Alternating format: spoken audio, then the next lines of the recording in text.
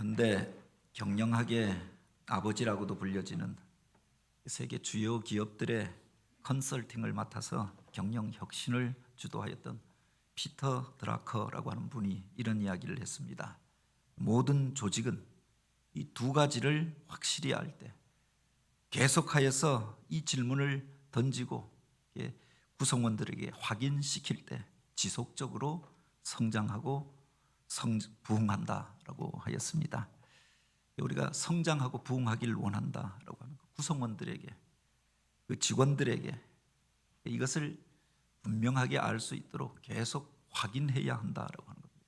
첫 번째 질문이 나는 무슨 일을 할까? 나를 왜 불렀는가? 이것을 확인하는 겁니다. 회사에서 어떤 사람을 채용할 때, 어떤 모임에서 어떤 사람에게 어떤 직분을 맡길 때 그것을 통해서 그에게 기대하는 일들이, 그를 통해서 원하는 일들이 있었던 것 아닙니까? 이것을 확인하고 계속하여 질문하지 아니할 때 나중에 가면은 바로 그가 가지고 있는 자원, 그가 가지고 있는 그 자리에서 엉뚱한 일들을 할 수가 있는 겁니다. 자동차 회사에서 자동차를 만들기 위하여서 많은 연봉을 주고 또 시설을 갖추고 직원을 채용했습니다. 근데 그가 그 회사에 들어와서 그 시설과 그 자원들을 가지고, 그 부품들을 가지고 자동차를 만드는 게 아니라 자전거를 만들고 있다고 하면, 장난감을 만들고 있다고 하면, 이 사람이 열심히 하면 열심히 할수록, 일을 많이 하면 많이 할수록 회사에 피해를 끼치게 되는 겁니다. 그래서 무엇을 위하여 부름받았는가, 무엇 때문에 바로 그 일을 맡았는가, 이것을 끊임없이 스스로를 향하여 묻고 또 서로를 향하여 질문하여야 한다라고 하는 거죠. 두 번째는 바로 그 일을 어떻게 할 것인가, 그 다음에 기술을 가르치고 방법을 가르쳐야 한다라고 합니다. 아무리 좋은 시스템과 설비가 있어도 그것을 작동하지 못한다고 합니다. 그것을 움직일 만한 기술이 없다라고 하면 무용지물이 되지 않겠습니까? 그 비싼 자동차를 선물했습니다. 그런데 운전할 줄 모르는 겁니다. 운전 면허가 없는 겁니다. 그러면 그 자동차는 그 집 안에 세워놓고 땅만 차지하고 비용만 지불하고 또 그렇게 소용없는 물건이 되지 않겠습니까? 그 다음에 바로 그가 기술을 배우고 그것을 작동하는 방법들을 가르쳐야 한다라고 하는 거죠. 오늘 우리가 하나님 앞에서 부름받고 교회로 모이게 되어졌습니다. 이곳에 주님께서 주님의 핏값으로 교회를 세우신 이유가 무엇인가? 이곳에 바로 우리를 주의 성도로 또 믿음의 지체와 또 직분자로 세우신 이유가 어디에 있는가? 이것을 우리가 날마다 확인하지 아니하면 나중에 가면은 이것이 또한 엉뚱한 일들을 하는 곳이 될 수도 있다라고 합니다. 교회를 가리켜서 헬라어로 에클레시아라고 이야기합니다. 이 에클레시아라고 하는 것은 부름받은 사람들 아닙니까? 세상 가운데서 하나님께서 어떤 일들을 위하여 그 사람을 부르신 겁니다. 그를 불러서 직분을 맡기고 사명을 주지 않았습니까? 왜 우리를 부르셨는가? 왜 나를 부르셨는가? 왜 이곳에 주님의 교회를, 우리 개봉교회를 세우셨는가? 이것을 우리가 날마다 확인해야 한다라고 하는 거죠. 주님께서 제자들을 부르시고 나를 따라오너라, 내가 너희로 사람 낚는 어부가 되게 하겠다라고 말씀하십니다. 그냥 물고기 잡고 자기 생계를 위하여 사는 자가 아니라 바로 영혼을 살리고 사람을 살리는 자가 되라라고 부르셨던 것 아닙니까? 세상의 일들로 인하여 근심하고 또 염려하고 갈등하는 제자들을 향하여서 너희가 아무것도 염려하지 말라라고 이야기합니다. 세상에 염려할 거리가 없어서 염려하지 말라라고 한 것이 아니라 너희는 먼저 그 나라와 그 의를 구하라. 그리하면 이 모든 것을 너희에게 더하여 주시리라 약속하시지 않았습니까? 먼저 우리가 구하고 먼저 행해야 할 일들이 있다라고 하는 겁니다. 그 이후의 것들은 주님께서 책임져 주시겠다 약속하신 말씀이 아닙니까? 이 세상을 떠나가시면서 주님께서 그렇게 말씀하십니다. 너희는 가서 모든 족속으로 제자를 삼아 아버지와 아들과 성령의 이름으로 세례를 베풀고 내가 너희에게 분부한 모든 것을 가르쳐 지키게 하라. 볼지어다 내가 세상 끝날까지 너희와 함께 있으리라 약속하셨습니다. 이 세상을 떠나가시면서 그들에게 마지막으로 부탁하신 것, 이것을 가리켜 대사명이라고 이야기합니다. 여러 가지 사명이 있고 주님께서 기대하시는 일들이 있지만 그 중에서 가장 큰 일이 바로 여기에 있다. 너희는 가서 모든 민족으로 제자를 삼고 또한 아버지와 아들과 성령의 이름으로 세례를 베풀고 그리고 내가 너희에게 분부한 이 모든 것, 그 말씀을 가르쳐서 지키게 하라. 이 일을 위하여 제자들을 부르고 또 주님의 사람들을 부르고 교회를 세우셨다. 너희는 온 천하에 다니며 만민에게 복음을 증거하라라고 하였습니다. 여기에 교회의 교회됨, 성도의 성도됨의 목적이 있지 않습니까? 그 일을 어떻게 이루어갈 것인가? 거기에 대한 그 그림과 환상을 우리에게 주셨죠. 이것을 가리켜 우리가 비전이라고 이야기합니다. 우리를 부르신 목적을 사명이라고 한다고 하면 그 사명을 이루고 또 그것을 통해서 오늘 우리가 어떻게 하나님의 일들을 이루어갈 것인가, 그 그림을 가리켜 바로 비전이라고 이야기하는 거죠. 오늘 우리가 읽은 이사야서 62장, 하나님께서 이스라엘 백성들을 부르신 목적, 그들로 이 바빌론 땅에서 돌아오게 하시고 다시금 예루살렘 성전을 세우게 하고 또 그들을 통하여 기대하시는 것들이 무엇인가에 대한 그들을 향한 주님의 안타까운 마음이 담겨져 있는, 그들을 통해서 이루실 그 하나님의 아름다운 일들에 대한 비전의 말씀을 기록하고 있습니다. 이스라엘 백성들이 바빌론 땅에서 돌아왔을 때에는 보통 이사야서 62장은 제1 이사야에서 이사야 선지자가 앞으로 되어질 일들을 먼저 예언한 것으로 보기도 하지만 또 바빌론 땅에서 돌아온 이후에 제2 이사야나 제3 이사야가, 성경 비평학자들은 그렇게 이야기합니다. 이사야의 그룹에 속하였던 그 사람이 바로 그 백성들을 위로하기 위하여서 이사야의 사상과 정신을 가지고 선포하고 가르쳤던 말씀이라 그렇게 해석하기도 합니다. 어찌되어졌든 돌아온 그 백성들에게 가장 필요한 것이 무엇이었겠는가? 처음 돌아올 때는 감격에 차서 기쁨으로 돌아왔습니다. 돌아와서 그들이 보게 되어졌던 광경은 그 거룩한 성읍 예루살렘이 무너져 있었고 황폐하게 버려져 있지 않았습니까? 잡초만 무성하였던 거죠. 성전은 또 그렇게 무너져서 예배할 수 있는 곳이 아니었다라고 합니다.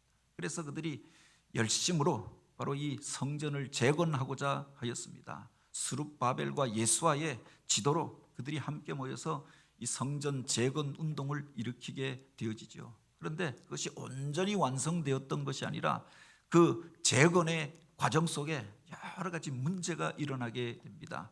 그 자리에 와서 그들이 포로로 끌려간 이후에 그 땅에 살고 있었던 사람들, 또 사마리아 사람들, 그 사람들이 이 일에 대하여 고발합니다. 민원을 제기합니다. 총독에게 민원을 넣고 황제에게 고발장을 넣고 그래서 정지되어집니다. 끊임없이 회방하고 그들을 조롱합니다. 너희가 여기다가 성전을 지을 수 있을 것 같으냐? 예루살렘 성을 재건할 수 있을 것 같으냐? 그 성은 여우가 올라가도 무너지게 될 것이다. 모욕을 주고 그렇게 멸시하는 일들을 행합니다. 회방하며 부녀자들을 능욕하고 그들이 또한 그 양식을 준비하여 놓았던 것을 빼앗아 가기도 하였죠. 이 일이 계속 반복되어집니다. 사람들이 그 과정 속에 낙심하게 되어지고 지쳐서 쓰러지게 되어지고 한 명, 두 명 그렇게 그 대우에서 이탈하게 되어졌던 거죠. 아니 그 무리들 안에 돌아왔던 백성들 가운데에서도 이스라엘 공동체 안에서도 대적하는 무리가 일어납니다. 왜 우리가 이런 고생을 해야 하느냐? 당장 먹고 살 일도 바쁜데 왜 우리가 이렇게 소모적인 일들을 행하여야, 왜 이 고생을 해야 하느냐? 불평과 불만이 터져 나오게 되었던 거죠. 그때 지도자가 하여야 할 일이 무엇이었겠는가? 하나님의 사람들이 전하여야 할 말씀이 무엇이었겠는가? 이사야 62장에 보면 선지자가 그렇게 이야기합니다. 내가 이 시온을 생각할 때 잠잠할 수가 없고 예루살렘을 생각할 때 가만히 앉아 있을 수 없었노라. 그의 정의가 동토하고 그의 구원이 횃불처럼 타오르기까지 내가 어찌 주저앉아 있을 수 있겠는가. 이 예루살렘 성전을 재건하여서 하나님의 영광을 나타내고자 하였습니다. 다시 한번 구별된 모습으로 거룩한 성으로 하나님의 영광을 그렇게 선포하는 그런 백성으로 쓰임받기를 소원하였습니다. 그 구원의 횃불이 타오르기까지 우리가 어찌 그렇게 주저앉아서 불평만 하고 원망만 하고 있을 수 있겠느냐. 너는 여호와의 손에 아름다운 관이요 하나님 손에 왕관처럼 될 것이라.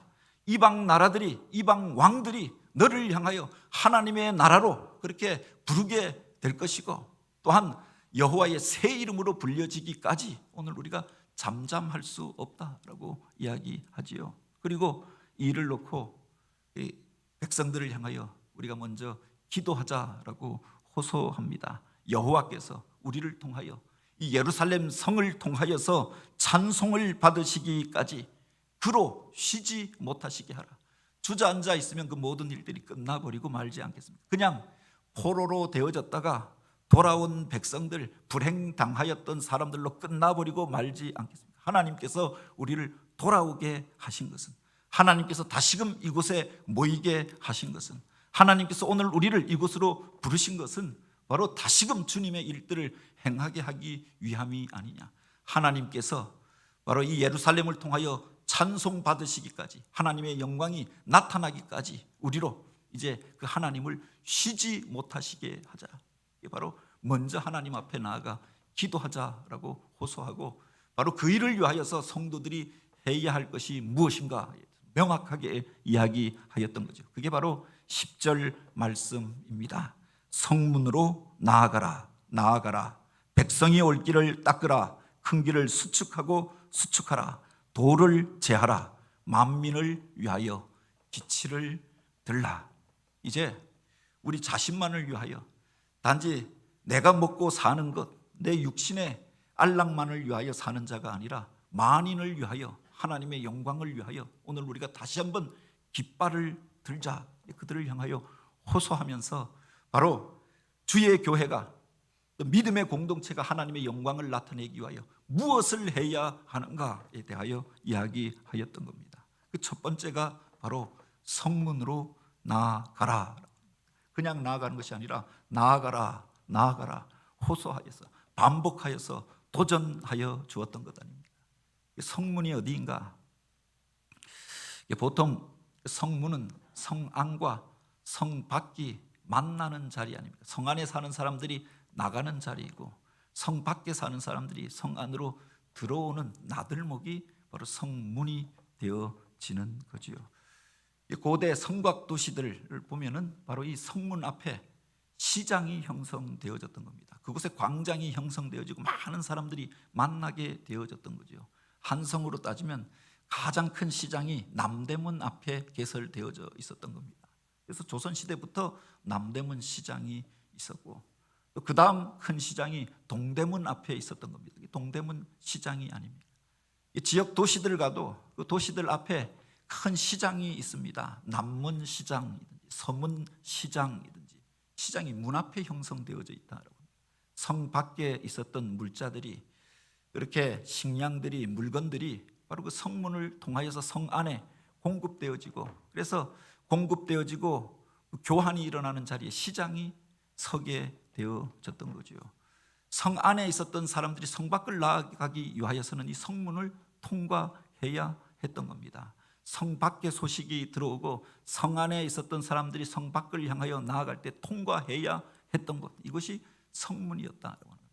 자기 골방에, 자기 방 안에 머물러 있는 것이 아니라 사람들이 있는 장소로, 사람들이 모여 있는 곳으로, 세상과 소통하는 그 자리로 나아가라. 이스라엘 백성들이 돌아와서 자기들끼리만의 그렇게 공동체를 형성합니다. 그들만의 문화를 형성하면서 끊임없이 그 밖에 살던 사람들과 갈등과 다툼 가운데 지쳐가고 있었던 것 아닙니까? 그들을 향하여 이제 너희들 안에 머물러 있지 말고 바로 성문으로 나아가서 세상 사람들을 만나는 자리로, 반대하는 사람들을 설득하는 자리로, 또한 불신자들을 구원하고 복음을 전하는 그 자리로 나아가라라고 도전하였던 거죠. 현대 전도학에서 가장 중요하게 부각되어지는 개념이 있습니다. 그게 바로 관계라고 하는 겁니다.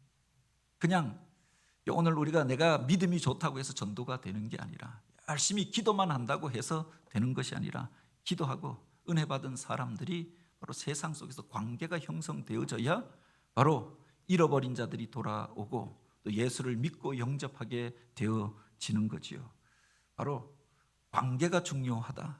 또 필요 중심의 전도를 해야 한다. 불신자들이 필요로 하는 것, 그것을 전하여 줬을 때 관계가 형성되어지고 또 그것을 통해서 바로 잃어버린 자들이 주님 앞에 돌아오게 되어진다라고 하는 거죠.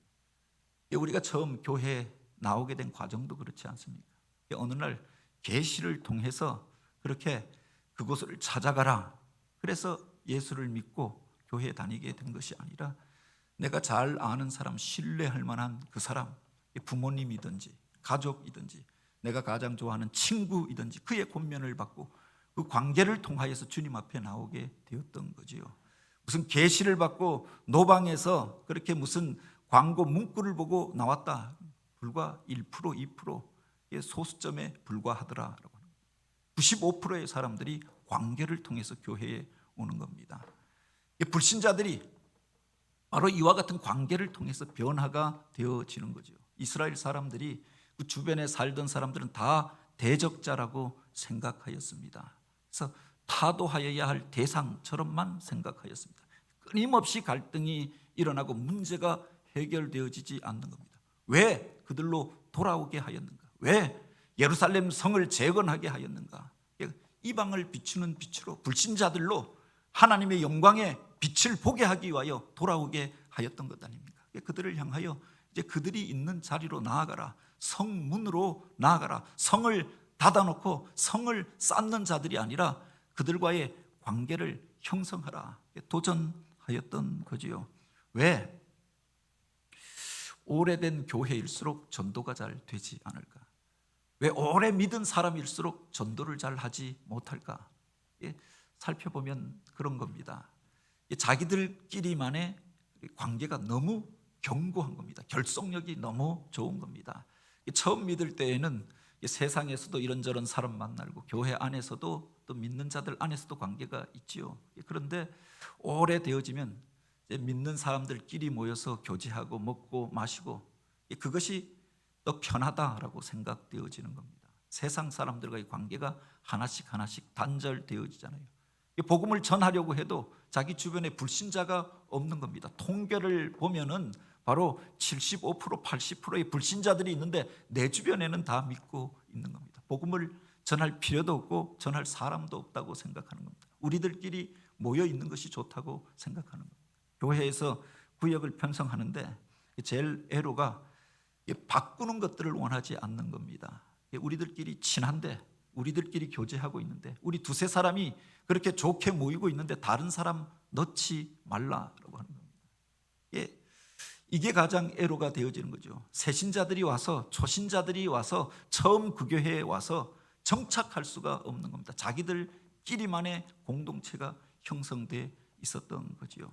새로운 관계가 형성되어지지 않았던 겁니다. 그들을 향하여서 이제 성문으로 나아가라, 내 문을 열고 나아가는 자가 되라, 도전하였던 것 아닙니까? 그리고 그들을 향하여 바로 그렇게 이야기합니다. 너희들 안에 길을 닦으라. 그들이 올 수 있는 길을 닦고 돌을 제거하라. 사람들이 주님 앞에 나오는데 장애가 되어지는 요소들이 있지 않겠습니까? 바로 그들을 제거해야 새로운 사람들이 오고 새 일들이 일어나게 되어지는 거죠. 보수주의자나 진보주의자나 자유주의자나 다 좋아하는, 존경하는 현대 신학자가 있습니다. 나치에 저항하여서 순교하였던 디트리트 본헤퍼라고 하는 목사님이 있습니다. 이 목사님이 주장하였던 신학이 세속화 신학이라고 이야기합니다. 세속화라고 하는 게 뭐냐? 우리가 생각하는 것처럼 부정적인 의미가 있지요. 세상에 속하여서 세상 가운데에서 그들과 함께 먹고 마시고 구별점이 없이 세상 문화를 따라가고 세상과 들어붙어 살아가는 삶, 이게 세속화가 아니라 이분이 말했던 세속화라고 하는 것은 그리스도인이 그 복음의 빛을 가지고 세상 속으로 들어가야 한다. 생명의 복음을 가지고 세상 속으로, 관계 속으로, 불신의 문화 가운데로 들어가서 영향력을 행사하여야 한다. 이 이야기를 했던 거죠. 그가 말하였던 세속화는 이것이었던 겁니다. 생명의 씨앗이 그냥 있으면 말라 비틀어지고 그 생명의 능력이 나타날 수가 없죠. 그런데 땅속에 묻혀지고 땅속으로 들어가게 될 때 싹이 나오고 그렇게 줄기가 솟고 열매가 맺히고 큰 나무가 되어지는 겁니다. 땅속으로 들어가야 하는 거지요. 누룩이 그냥 있으면 눈에 보이지도 않고 말라 비틀어지고 바람에 흩날려 없어져 버리고 그렇게 사그라져 버리고 말 것입니다. 그런데 그 누룩이 바로 밀가루 반죽 속에 들어가면 생명의 능력을 나타내게 돼요. 그 반죽이 부풀어 오르고 맛 좋은 빵이 되고 떡이 되어지는 것 아닙니까? 들어가야 한다. 성문으로 나아가라라고 이야기합니다. 교회를 향하여서 주시는 바로 이 시대에 주님의 도전의 말씀이 아닌가. 오늘 우리들만의 자리가 아니라 성문으로 나아가는 교회가 되어야 한다. 어떤 교회들이 부흥하는가? 과거에는 교회가 언덕 위에 고고한 모습으로 세워져 있으면 그것을 보고 찾아왔습니다. 근데 이제는 찾아오지 않는 시대가 되어졌다. 어떤 교회들이 부흥하느냐? 나들목에 있는 교회들이 부흥하는 겁니다. 사람들이 다니는 드는 대로변에 사람들이 들어오고 나가는 그곳에 그 길목에 교회가 있는 겁니다. 그래서 마음속에 그런 소원이 있었습니다. 우리 교회 들어오는 그래도 길목역에 카페라도 교회가 하나를 열었으면 좋겠다.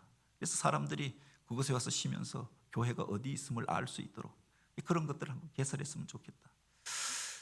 그런 의미로 교회에서 여러 가지 사역들을 행하고 또 계획하고 있습니다.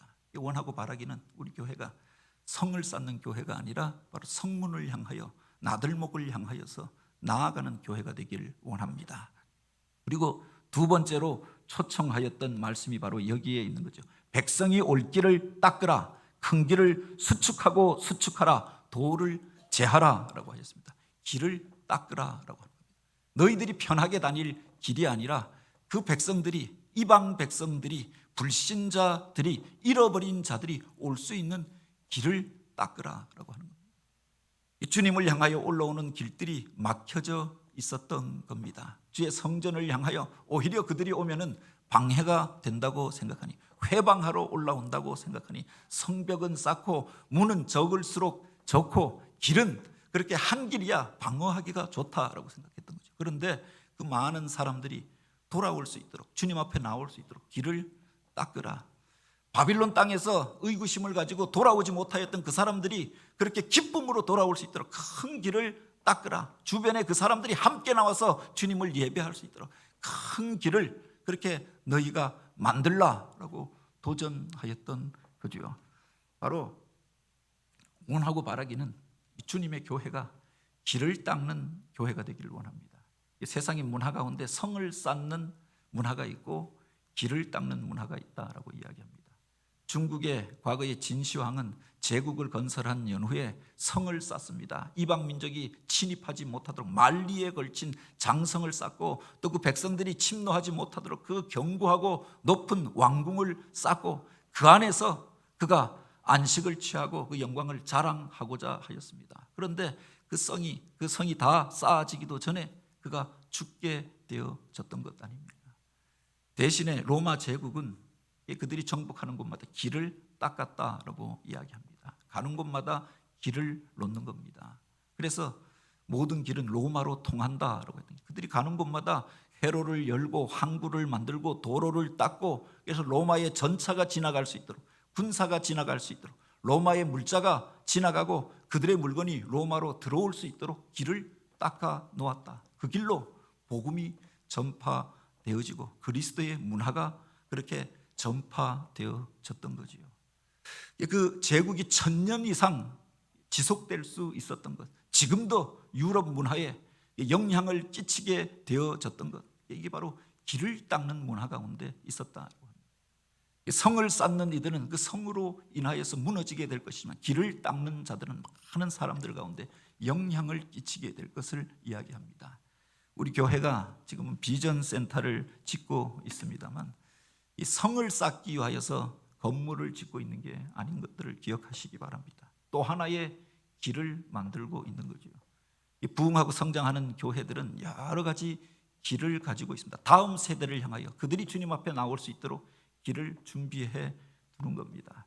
아기들이 나와서 어린아이들이 갓난아이들이 그 인생의 처음 교육을 교회에서 할 수 있도록 아기 교실을 개설합니다. 어린이들이 그 안에서 뛰어놀면서 복음을 접할 수 있도록 어린이집을 만듭니다. 초등학교 다니는 아이들이 학교를 마치고 가서 쉴 수 있도록 방과 후 교실을 만듭니다.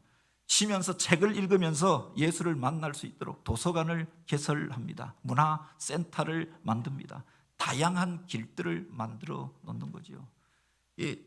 노인들이, 나이 든 분들이 그렇게 해서 쉴 곳이 없어서 방황한다. 교회에서 장수식당을 개설하고 또 노인들을 대접하는 프로그램을 마련하는 겁니다. 장애인들이 갈 곳이 없고 문턱이 높아서 들어갈 곳이 없다라고 하는데 문턱을 제거하고 그들을 위한 프로그램을 준비하는 겁니다. 다양한 길들을 마련하는 것, 그게 길을 닦는 일들이 아닙니까? 그 안에 사람들이 나오는 장애물이 되어지는 돌들이 있지 않겠습니까? 이번에 교회 앞에 계단 내 엘리베이터를 놓으면서 보니까 그 견고한 돌들이 나옵니다. 과거에도 그곳에 원래는 주차장이 들어서기로 했었는데 바로 그 돌들을 깎다가 그래서 민원이 너무 생기고 해서 계단을 그렇게 넓게 한 45평 뭐 이렇게 가량 계단이 놓여져 있었던 겁니다. 계단을 깨는데 이게 옛날 방식으로 깰 수가 없고 또 돌이 너무 견고해서 이제는 드릴로 파서 제거하였던 겁니다. 그 돌을 제거하고 그래서 사람들이 나오는데 불편함이 되어지는 요소들을 제거하고 길을 닦는 데가 되라. 1층에서 2층 올라오는데 힘들어지니까 엘리베이터를 놓아서 또 다른 길을 만들어서 편하게 올 수 있는 길을 만드는 거죠. 주님의 일들을 위하여서 길을 만드는 그 사람들을 통해서 하나님께서 새 일들을 행하시겠다라고 약속하였던 겁니다. 미국의 과거에 많은 젊은 세대 가운데 영향을 끼치고 크리스찬 문화에 그렇게 영향을 끼쳤던 갈보리 채플이라고 하는 곳이 있습니다.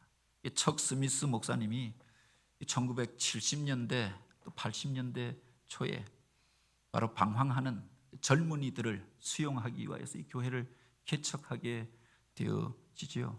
그때 베트남 전쟁이 일어나고 수많은 젊은이들이 전쟁터에 나가 죽고 그래서 이 전쟁에 대하여 회의하는 운동들이 일어나게 되어집니다. 우리가 무의미하게 왜 다른 나라에 가서 피를 흘리며 죽어야 하느냐. 그래서 미국의 대학생들이 일어나서 반전 운동이 일어나게 되어지고 반핵 운동이 일어나게 되어지고 평화 운동이 일어나게 되어집니다. 그중에 극단적인 사람들은 이제 자본주의 문화에 대해 환멸을 느끼면서 도시의 모든 것들을 걷어차고 시골로 들어가서 공동 생활을 하게 되는데 그들을 이렇게 히피라고 이야기하죠. 머리를 기르고 자본주의에 저항하면서 청바지를 입고 그렇게 저항의 노래들을 부르게 되어졌는데 그들의 이면에 무엇이 있었느냐? 반기독교적인 정서도 있었다라고 합니다. 기독교가 이런 것들을 뒤에서 정당화시켜주고 추동하였던 것들이 아닌가. 그들을 전도하기 위하여 이 교회를 개척했던 겁니다. 히피들에게, 젊은이들에게, 자유분방한 사람들에게 복음을 전하면서 이 교회가 부흥하게 되어집니다. 예배 분위기가 자유롭고 또 무엇이든지 다 수용하여지고 그러니까 젊은이들이 그 교회로 몰려들게 됩니다.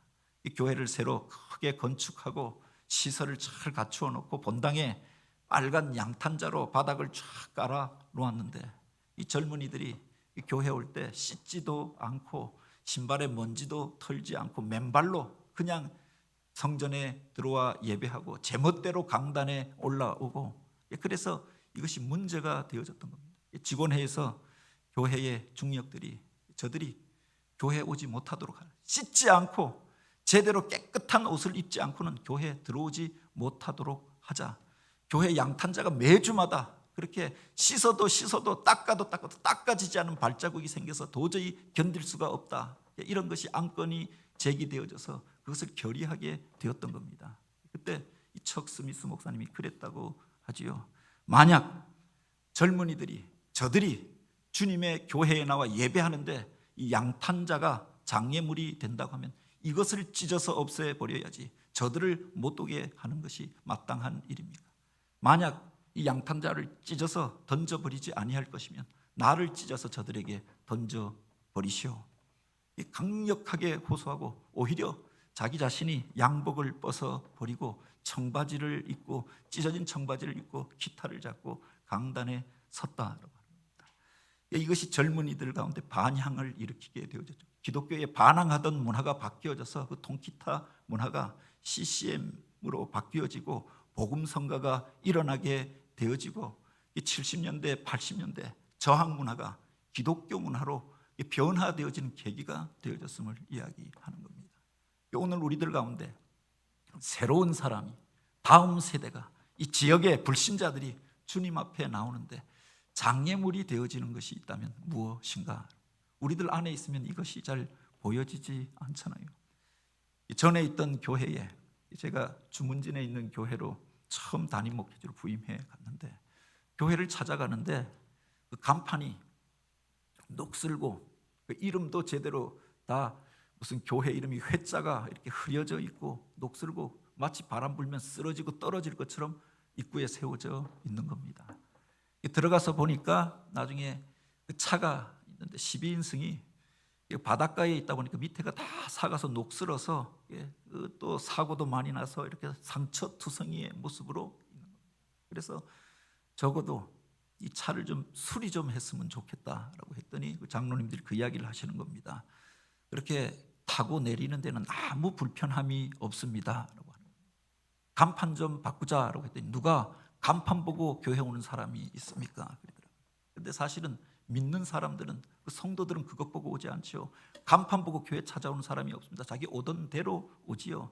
그리고 그냥 자기 차 타고 오는 겁니다. 그런데 처음 오는 사람들은 간판을 보고 찾아가는 것 아닙니까? 그 간판이 그 교회의 이미지고 얼굴이던 거죠. 녹슬고 색이 바랜 그 모습이 그 교회의 얼굴이 되어졌던 겁니다. 그 차가 시내에 교회 이름을 달고 돌아다니는데 그 차가 그 교회의 이미지인 겁니다. 그 교회에 와본 적도 없고 설교를 들은 적도 없고 그 사람들을 어떤 사람들이 다니는지도 모르는 겁니다. 근데 그 차가 그 이름을 박은 차가 다니는데 그 차가 그 교회가 어떤 교회인지 세상 사람들 그것을 통해서 인식하는 거죠. 그래서 적어도 이 차 페인트 칠이나 좀 싹 새로 했으면 좋겠다.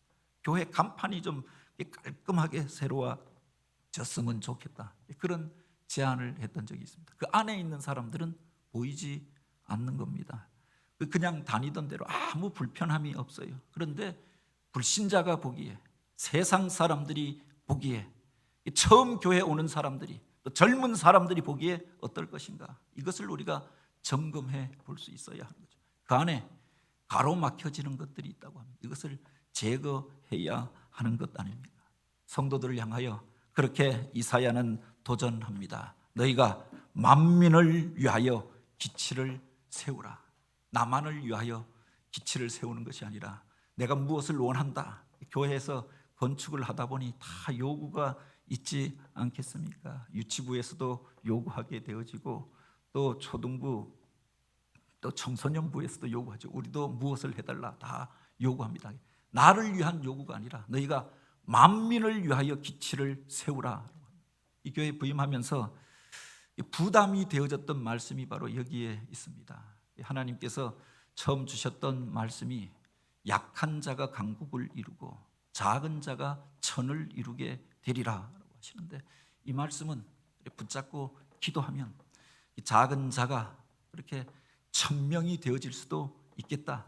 오늘 우리가 지금은 1000명이 되지 않지만 1000명 목회를 한다고 생각하고 그렇게 해야겠다고 마음을 먹을 수 있었습니다. 그런데 만민을 위하여 기치를 세우라라고 합니다.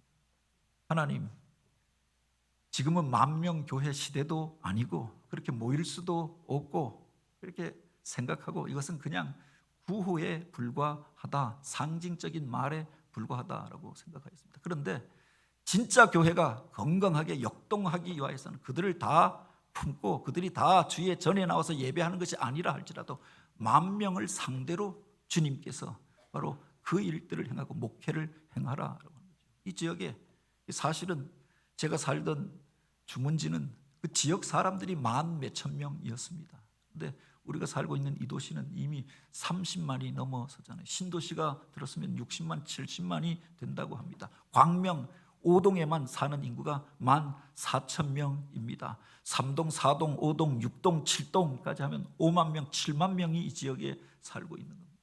그들을 향하여서 목회를 하라라고 합니다. 다 나오지 않더라도 그들이 하나님의 영광을 볼 수 있도록, 그들이 하나님의 살아계심을 알 수 있도록, 그 주변에 많은 교회들도 있지요. 또한 그 속에서 그들이 바로 그 교회를 통하여서 예수를 알게 되어지고 믿는 자들을 그렇게 다른 시선으로 보게 되어졌다. 그것이 주님께서 우리를 통하여 기대하였던 것 아닙니까? 예루살렘 성을 쌓으라고 하였던 이유도 바로 여기 있죠. 모두가 다 예루살렘 성 안에 들어와서 살라고, 모두가 그 성전에 나와서 예배하라고 지었던 것이 아니었다라고 합니다. 그 지역에 많은 사람들이 그 전을 통하여서 그 복이 흘러갈 수 있도록 하였던 것 아닙니까?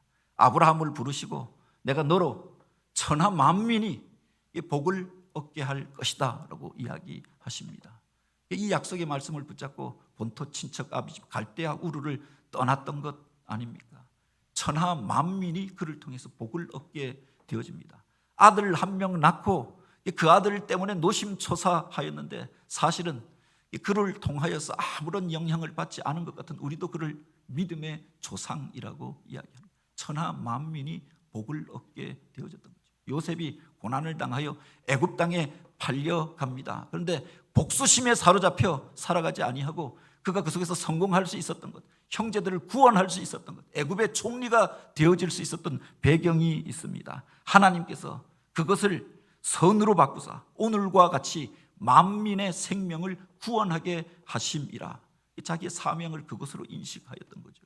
이 고난을 통하여서 나를 연단하여서 만민의 생명을 구원하기 위하여 나를 이곳에 보내셨다라고 생각하였던 겁니다.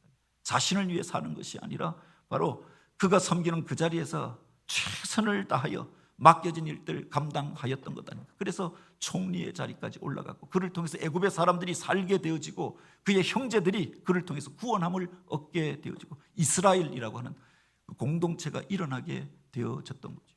다윗이 그 성전을 짓고자 하였던 소원하였던 마음이 있습니다.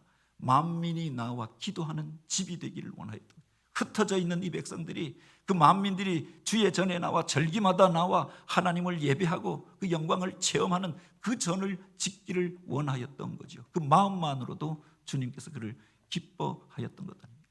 오늘 우리들의 관점이 우리들 안에서 만민을 향하여서 이 지역과 열방을 향하여서 열려지게 되길 원합니다. 우리 교회가 이 지역을 향하여서 깃발을 드는 교회가 되길 원합니다. 그 속에 어쩌면은 희생하여야 할 일들이, 교회가 손해볼 일들이 있을런지도 모르겠습니다. 우리들이 낸 헌금, 우리들의 수고와 섬김이 필요하지 않겠습니까? 그럼에도 불구하고 나만을 위하여 사는 이들이 아니라 만민을 위하여 기치를 들고 나아가는 교회, 그래서 하나님께서 그렇게 그리워 기뻐하시는 교회요, 떠나갔던 이들이 그리워 다시 찾는 교회, 그리고 하나님의 영광을 나타내며 그 손에 붙들려 왕관처럼 아름다운 관처럼 부름받고 하나님의 거룩하심을 나타내는 교회로 쓰임받는 우리 개봉교회가 되어지길 주님의 이름으로 축복합니다.